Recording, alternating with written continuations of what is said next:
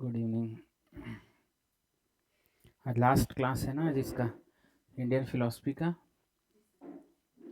Class start हो गया है। तो भारत में साहित्य है ना, प्राचीन काल से आधुनिक काल तक। यहाँ से देखो, मैं आज भी क्वेश्चन को इसमें अपलोड तो नहीं कर पाया हूँ, लेकिन पूरा क्वेश्चन बन चुका है। ठीक है, तो इसके बाद हम क्वेश्चन कर लेंगे। तो भारत में साहित्य, यहाँ से भी एक क्वेश्चन, एक आध क्वेश्चन आ ही जाता है। अगर हम 2012 से 2024 तक की बात करें तो इसमें से लगभग 6 से 7 क्वेश्चन आपके लिटरेचर से आए हुए हैं। ठीक, और जो भी लिटरेचर से आएगा कहाँ से आएगा, हमारे नोट्स से आएगा। उसके लिए बिल्कुल टेंशन फ्री रहो। तो सबसे पहले भारतीय साहित्य का कालक्रम। तो वैसे तो भारतीय साहित्य को हम लोग विकास की दृष्टि से वैदिक काल में बांटेंगे। वैदिक काल के अंतर्गत पढ़े हो आप लोग संहिता, याद आ रहा है? वैदिक काल के अंतर्गत सबसे पहले संहिता, फिर उसके भाग ब्राह्मण, आरण्यक, उपनिषद, ये हम ऑलरेडी कर चुके हैं। बौद्ध एवं जैन साहित्य, तो लिटरेचर के बारे में ज़्यादा कुछ नहीं किए हैं, तो अभी देख लेंगे। गुप्त काल को तो साहित्य का स्वर्ण युग कहते हैं, ये ध्यान में रखना है। और मध्यकालीन साहित्य और संगम काल, ये भी हमको पढ़ना है। संगम काल आपका बौद्ध एवं जैन साहित्य के पैरेलल ले सकते हो। दिल्ली सल्तनत, इसके बाद क्या आएगा हमारा मुगल कालीन वाला। ठीक है, और उसके बाद आधुनिक कालीन, जिसके अंतर्गत हम राष्ट्रवादी लेखकों के बारे में पढ़ेंगे। तो सबसे पहले आता है हमारा एक ग्रंथ आता है श्रुति और स्मृति करके। श्रुति और स्मृति, तो श्रुति तो हमारे वेद वगैरह हो गए, और स्मृति हमारा क्या है, रामायण महाभारत पुराण, ये किसकी श्रेणी में आता है, स्मृति। तो रामायण महाभारत पुराण को क्या बोलोगे, चाहे रामायण हो, महाभारत हो या फिर पुराण, ये किसकी सूची में आते हैं, स्मृति। और वेद उपनिषद ये सब कहाँ है, वेद जो है वो श्रुति की ग्रंथ है। क्लियर हो गया। तो महाकाव्य में पहला है हमारा रामायण, जिसके रचयिता कौन है, हमारे वाल्मीकि, और ये 7 कांडों में बटा हुआ है, ज़्यादा कुछ इसमें नहीं करना है। महाभारत के रचयिता कौन है, वेद व्यास।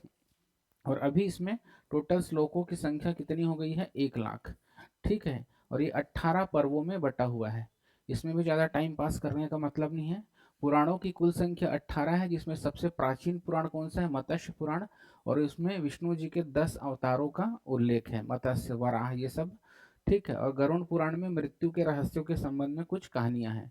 अब बात आती है शास्त्रीय साहित्य किसे कहते हैं, तो जिसे 5वीं से 12वीं शताब्दी तक लिखा गया है और जिसकी भाषा सामान्यतः क्या है, संस्कृत, उसे हम शास्त्रीय साहित्य बोलेंगे। ठीक है, अब एक एक करके देख लेते हैं संस्कृत के। ये जबरदस्ती का 2 नंबर डल गया है, इसका मतलब नहीं है। तो संस्कृत काव्य नाटक कुछ भी हो सकता है। तो देखते हैं, तो ये सब गुप्त काल के हैं। विशाख दत्त ने क्या लिखा है, मुद्रा राक्षस। तो मुद्रा राक्षस किस समय की कहानी है, मौर्य साम्राज्य में जो डिप्लोमेसी बनती थी ना, उसके संबंध में कहानी नाटक लिखा है। भास ने क्या लिखा है, स्वप्नवास दत्ता। भवभूति ने उत्तर रामचरित। और हर्षवर्धन, जो कि खुद हर्षवर्धन क्या था, एक शासक था, रत्नावली, नागानंद और प्रियदर्शिका नामक ग्रंथ लिखा है। और कालिदास को तो फिर हम भारत का शेक्सपियर कहते हैं भाई। और ये कुमार संभवम, कुमार जो कि शिव जी के पुत्र कुमार कार्तिकेय की कहानी है। मालविका और अग्निमित्र की कहानी। विक्रमोर्वशीयम, मेघदूतम और ऋतु संहारम, ये सब कालिदास की क्या है, संस्कृत में नाटक से संबंधित रचनाएं हैं। हरिसेन ने क्या लिखा है, समुद्र प्रयाग प्रशस्ति, यहाँ पर गलत लिखा गया है, समुद्रगुप्त के संबंध में ही है, तो इसे आप प्रयाग प्रशस्ति कहोगे। और किसके संबंध में है बोलोगे तो समुद्रगुप्त। ठीक है, और इसमें समुद्रगुप्त के विजयों के संबंध में वर्णन है। दंडी ने लिखा है 10 कुमार चरित, 10 राजाओं के संबंध में। और जयदेव ने गीत गोविंद।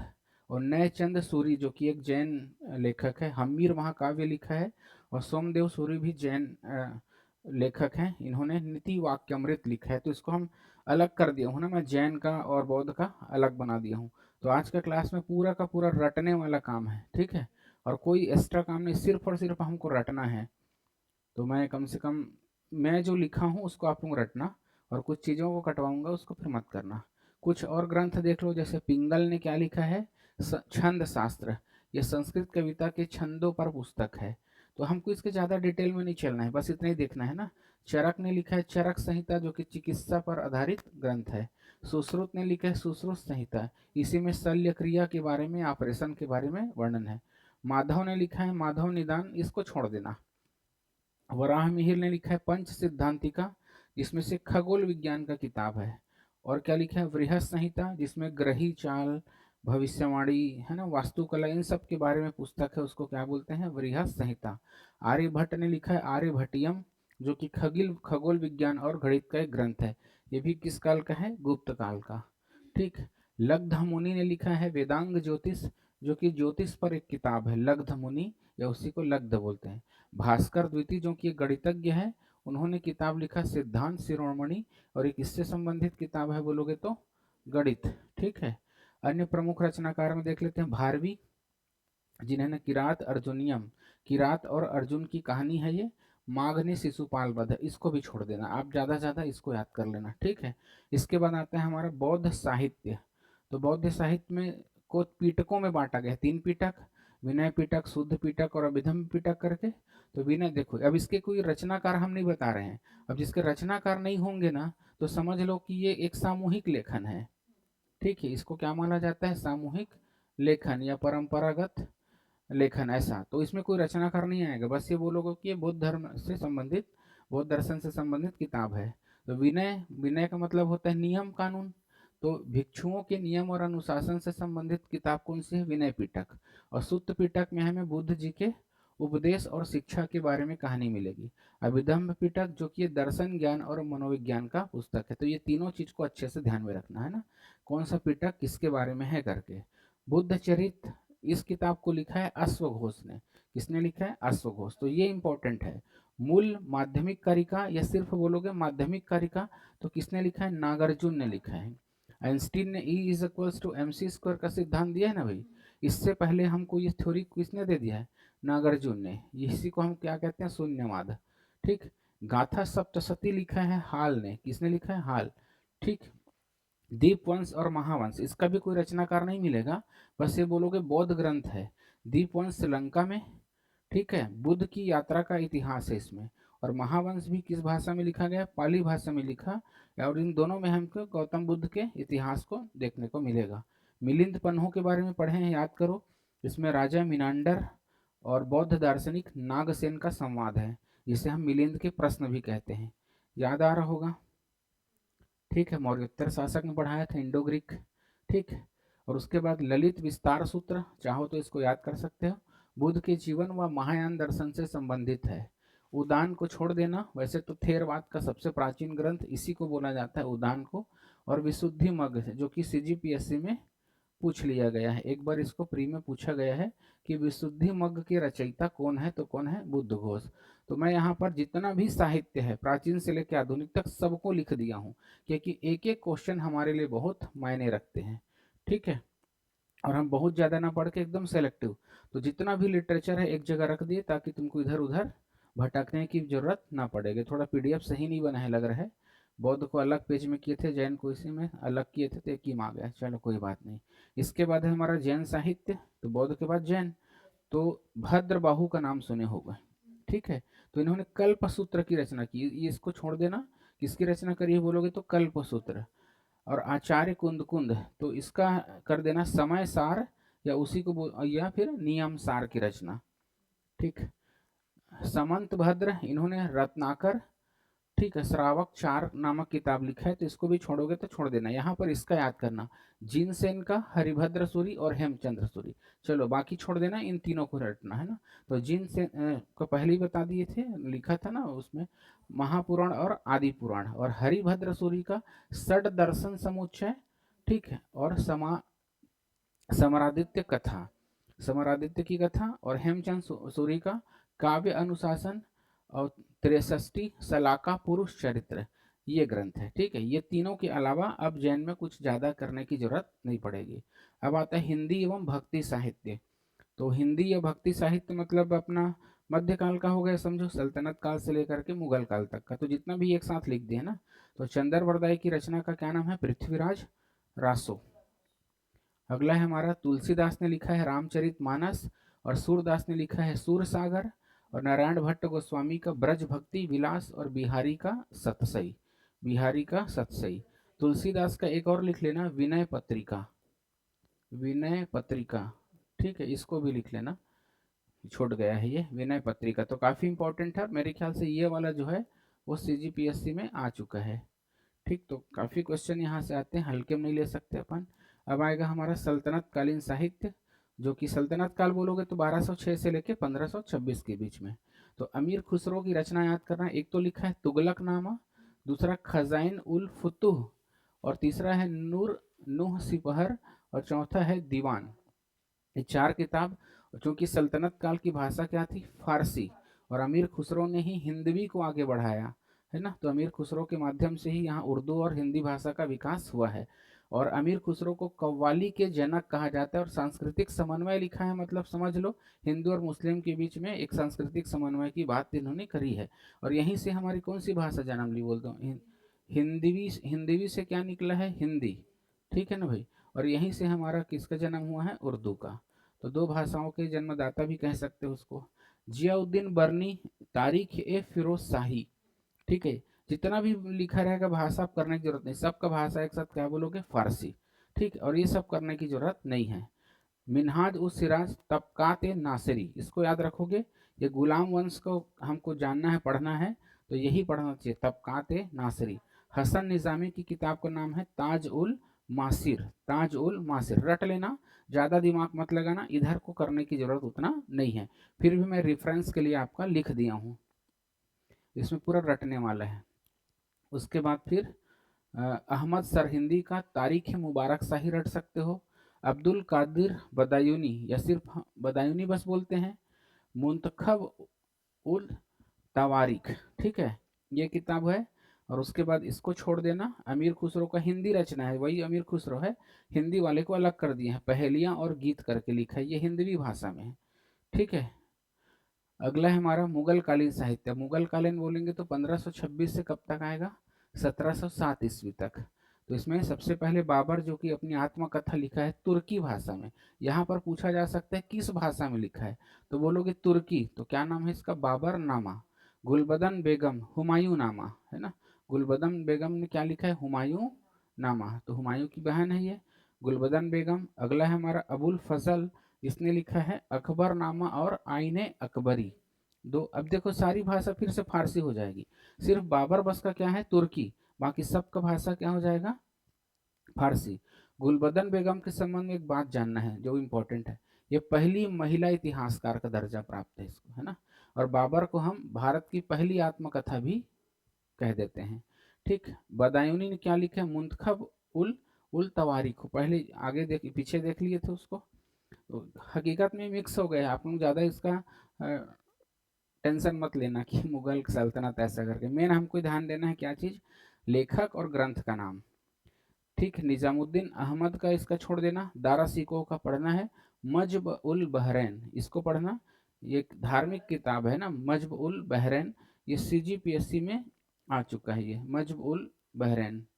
ठीक, गीता का अनुवाद करवाया था ये अब्दुल हमीद लाहौरी, जिन्होंने लिखा है बादशाह नामा। 3 ठोका है, बादशाह नामा, बादशाह नामा, ऐसा करके, उसको अच्छे से करा दूंगा, मैं लिख भी दिया हूँ।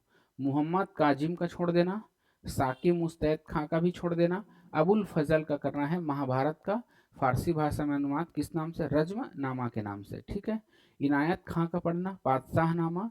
और मोहम्मद सालेह कम्बोह, तो कम्बोह बस याद कर लेना भाई, उतना लंबा कहाँ होगा? शाहजहां नाम। तो जितना नामा नामा है ना शाहजहां के नाम से, तीनों रट लेना। बादशाह नामा को कौन लिखा है? लाहौरी। बादशाह नामा को इनायत खां, और शाहजहां नामा को कम्बोह। ठीक है, अब्दुल हमीद लाहौरी है, तो लाहौरी बस के करके याद किए है ना अपन। ठीक है, तो लाहौरी करके, तो ये तीनों बड़ा इंपॉर्टेंट है। और मेरे ख्याल से ये भी CGPSC में आया हुआ है, कौन सा? बादशाह नामा। ठीक, तो मैं बहुत सेलेक्टिव यहाँ पर लिखा हूँ, जितना लिखा हूँ उसको याद कर लेना, और जिसको कटवा रहा हूँ उसको छोड़ देना। ठीक है, बदायूनी का फिर से एक बार फिर बोल रहा हूँ ताकि इम्पोर्टेंट है करके, ये महाभारत का फारसी अनुवाद करवाया है, और सरहिंदी ने अथर्ववेद का फारसी अनुवाद, और फैजी ने लीलावती का फारसी अनुवाद किया है। ये सब अकबर के काल में हुआ है। अनुवाद विभाग की स्थापना किया था वो, और चित्रकला के लिए चित्रशाला की स्थापना किया था। कुछ तमिल साहित्य, जिसमें से पहला है तोल्काप्पियर। संत अगस्त, जो हमारे ऋषि अगस्त है ना, उसके 12 शिष्यों में से एक शिष्य ने इसकी रचना करी है ना, क्या नाम है उसका? तोल्काप्पियर। और ग्रंथ का नाम क्या है? तोल्काप्पियम। और है बहुत सारा अजीब अजीब नाम, जीप फंस जाए। ठीक है, कन्नगी, कोलन और माधवी की कथा है, शिलपदिकारम इसमें पायल की कहानी वगैरह है, और मणि मेखलय ये सब इनकी रचना है। और सेक्की झार ने लिखा है पेरिय पुराणम, तो ये तमिल का महाकाव्य कहलाता है। कौन सा? तोलका, ये सब तोलकाप्पियम और पेरिय पुराणम, मणि मेखलय, ये सारा चीज इसमें बौद्ध धर्म के संबंध में आपको कहानी मिलेगी। अब भारत का राष्ट्रवादी साहित्य, मतलब राष्ट्रवादी बोले तो मतलब समझ लो हमारे फ्रीडम स्ट्रगल से रिलेटेबल मिलेगा। बंकिम चंद्र चटर्जी ने क्या लिखा है? आनंद मठ, ठीक है। और रविंद्रनाथ टैगोर की किताब का नाम क्या है? गोरा। तो इसने लिखा है वंदे मातरम गीत, और रविंद्रनाथ टैगोर जी ने हमारा क्या लिखा है? जनगण मन, जनगण मन। बताओ ये राष्ट्रगान है कि राष्ट्रगीत है? राष्ट्रगान है हमारा, और ये हमारा राष्ट्र गीत है, राष्ट्र गीत है, ठीक है। भारतेंदु हरिश्चंद्र ने भारत दुर्दशा और अंधेर नगरी, और दादा भाई नौरोजी ने poverty and British rule in India, और इसी में ड्रेन ऑफ वेल्थ के बारे में बात की है। हिस्ट्री में भी बताए थे और इकोनॉमी में भी। आर सी दत्त का भी पुस्तक का नाम जानना, the economic history of India. इन दो किताबों के माध्यम से ही हमने समझा कि किस तरह से ब्रिटिशर्स इंडियंस का इकोनॉमिक, आर्थिक, सामाजिक शोषण कर रहे हैं करके। तो इनका बड़ा योगदान है राष्ट्रवाद के विकास में। और भगत सिंह की किताब क्या नाम है? मैं नास्तिक क्यों हूँ, कई बार चर्चा करता हूँ मैं इसका। और सुभाष चंद्र बोस की किताब का नाम है द इंडियन स्ट्रगल। इसी प्रकार हमारे जवाहरलाल नेहरू जी का डिस्कवरी ऑफ इंडिया, जिसको उन्होंने जेल में लिखा था। V D Savarkar the Indian war of independence, और मैथिली शरण गुप्त जी का भारत भारती, और महात्मा गांधी जी के बहुत सारी किताब है, लेकिन फिलहाल एक ही याद रखो, सॉन्ग्स फ्रॉम प्रिजन करके, ठीक है। तो इन किन ये कुछ इम्पोर्टेंट किताब है। और साहित्य करके हमारा चैप्टर है भाई, स्पष्ट आयोग के सिलेबस में देखना ऐसा लिखा हुआ है भारतीय दर्शन, जबरदस्ती का मैं कामा लगा दिया, क्या लिखा है? भारतीय दर्शन, ठीक है। उसके बाद लिखा है कला संस्कृति एवं साहित्य, कला संस्कृति एवं साहित्य, ऐसा हमारा सिलेबस है। तो आप लोग देख लो, अब मैं एक एक करके सारा चीज कवर कर दिया। इंडियन फिलॉसफी पूरा कवर कर दिया, इसके अंतर्गत मैं पूरा आस्तिक और नास्तिक दर्शन, और इसके साथ साथ जो आयोग का पैटर्न है, सिलेबस है, वो सब, ठीक है। उसके बाद आती है कला संस्कृति। तो कला के अंतर्गत मैं ढेर सारा चीज पढ़ाया हूँ आपको। कला में अगर आप बोलोगे तो सबसे पहले वास्तुकला या भवन निर्माण कला, जिसको आप स्थापत्य कला भी बोलते हो, और एक बताया था कौन सा? मंदिर निर्माण कला, सॉरी इसी में आ जाएगा मूर्ति निर्माण कला। तो स्थापत्य के अंतर्गत हम लोग मंदिर निर्माण को ही पढ़े थे ना, मंदिर निर्माण कला को। और उसके बाद दूसरा हम क्या देखे थे? मूर्ति निर्माण कला, गंधार, यार याद आ रहा है? गंधार कला, मथुरा कला शैली। तो मूर्ति कला शैली ये भी पढ़ लिया हमने। चित्रकला देखे होंगे, चित्रकला, हैंडीक्राफ्ट वगैरह हम पढ़े हैं, हैंडीक्राफ्ट, ठीक है, जिसके अंतर्गत कढ़ाई कला, ठीक है, और धातु शिल्प, काष्ठ कला, ये सारा चीज। और क्या पढ़े हो? संगीत कला, अभी अभी क्लास लिया था 5 मिनट का, और नृत्य कला। तो कला के सारे सेक्शन में कवर किया हूँ। और उसके बाद आज हुआ है हमारा लिटरेचर का। तो लिटरेचर को भी प्राचीन से लेकर के आधुनिक तक बांट दिए हैं, वो भी आपके हमारा पढ़ाने में सिर्फ अभी फोकस क्या कर रहे हैं? सीजीपीएससी प्री को 2022, सॉरी 2025, ये हमारा है। एग्ज़ाम कब होगा? 22 फरवरी 2026 को, यही है ना भाई?